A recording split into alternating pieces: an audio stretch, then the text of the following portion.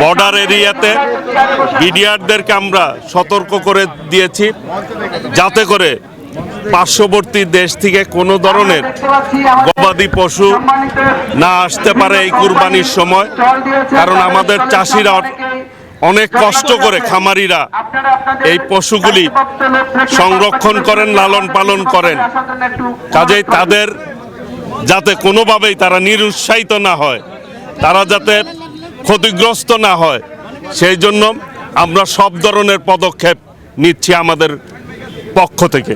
Border এরিয়াতে বিডিআরদেরকে আমরা সতর্ক করে দিয়েছি। কুরবানির পশু পর্যাপ্ত পরিমাণে আমাদের মজুদ রয়েছে, প্রায় 23 লাখ হচ্ছে আমাদের মজুদ রয়েছে। আমাদের বাইরের কোনো কুরবানির পশুর দরকার নেই।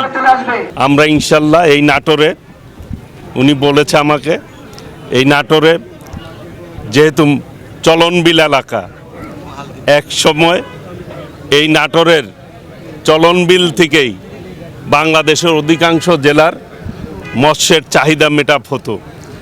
সেই ঐতিহ্য যাতে ধরে রেখে দেশীয় চাহিদা মিটাপ করে আমরা বিদেশে পর্যাপ্ত পরিমাণ যাতে রপ্তানি করতে পারি, সেই আধুনিক বন্দোবস্ত ইনশাল্লাহ আগামী দিনে আমরা করার ব্যবস্থা করব।